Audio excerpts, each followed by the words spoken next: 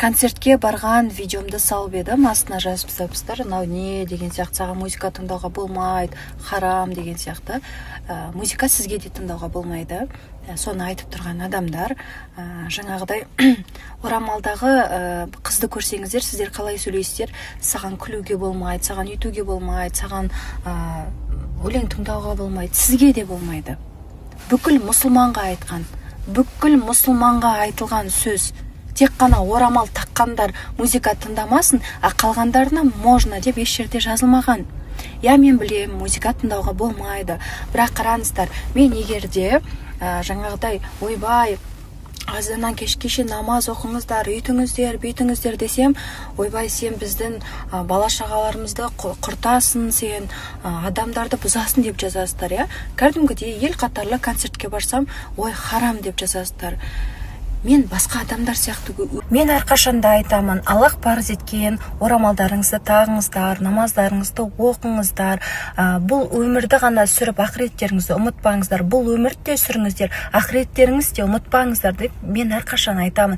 Бірақ сіздер орамал тақты екен болды деп идеальне көрмеңіздер ешкімді. Әркімнің өзінің қателігі бар. Әркім иманмен күресіп жүреді, әрқайсысы. Намаз оқып, орамалда жүрген қыздарды білмейсіздер, сіздер қалай күресетін, білмейсіздер сіздер біз қалай күресетінімізді. Мен бір шетелдің әншісінің концертіне барған жоқ, ана сөзінің мағынасын түсінбейтін, ана сөзде Құдайға серік қосып жатыр ма, не айтып жатқанын түсінбейтін бір шетелдің әншісінің концертіне барып жатқан жоқпын. Кәдімгідей қазақтың қазақша өлең айтып тұр. Мен не айтып тұрғанын түсініп тұрмын ана жерде, Адам түсінетін концертке бардым мен, болды. Ішімді шешетін жерге барған жоқпын. Сондықтан да сын айта бермеңіздер, хорошо? Орамал кигендер болды. Мен алдын Меккеде жүрген кезімде намазсыз өмір сүруге болмайды деп бір видео салған болатын. Сол видеоның астын комментарийді оқысаңыздар, сен кімсің етіп айтатын, намаз оқитын болсаң өзің үшін оқы, сен біздің бала шағаларымызды құртасың, сен жаман жолға түсіресің деп сондай комментарийлер жазған. Мені жерден алып жерге салған болатын, шынымен дашы. Тиктокқа тарқатып, неше түрлі жаман сөздер жазған болатын. Мен содан кейін қазір ештеңе айтпаймын. Байқайсыздар ма сториста, сіздер намаз оқыңыздар, айтпаймын мен. Оқысаңыздар өздерің үшін оқыңыздар, орамал тақсаңыздар, тағыңыздар, болды. Мен ешкімге ондай әңгіме айтпаймын. Енді бүгін концертке бара қалып едім, сен концертке барыпсың, ұялмайсың ба, харам деп тағы айтыпсыздар да адамға ештеңе жақпайды екен, оказывается. Мен өзімнің ниетімді білемін, қайда жүргенімді білемін, не істеп жүргенімді білемін. Аллах біледі менің не істеп жүргенімді, иманыммен қалай күресіп жүргенімді біледі. Сіздерге мен ешқашан ақталмаймын. Өздеріңізді дұрыстап алыңыздар, өз жолдарыңызды дұрыстаңыздар. Менің Қытайдан достарым келген болатын, барлықтарыңыз білесіздер, Менің досым айтады ғой, Қытайға Қайрат Нұртас концерт қойған кезде бара алмай қалған едім, барғым келеді деп Сосын хорошо дедім, билет алдық та, билет алып беріп, сыйлыққа мен алып бардым. Достарымды алып бардым. Сөйтіп та 1 сағат болдық па, болмадық па. Главный концертті көрді, сонымен шығып кеттік. Қазір достарымды тойға алып келдім. Бір достарының тойына келді. Мен күтіп отырмын соны сыртта.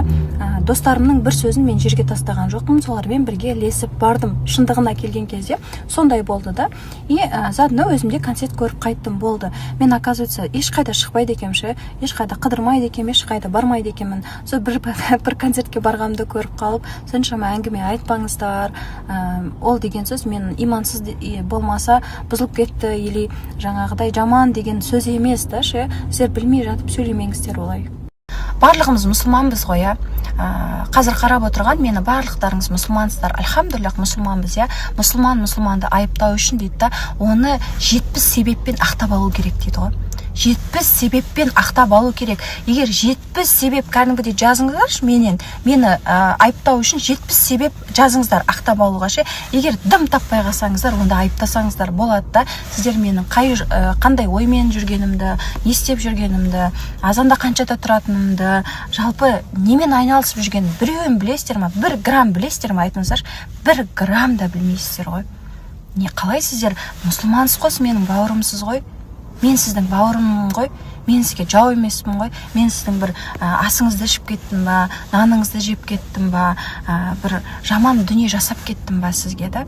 Сондықтан да қараламайық, бір-біріміз жайлы жақсы ойда болайық, бір-бірімізге жақсылық тілеп білейік. Кімге не тілейсің, алдыңа сол келеді.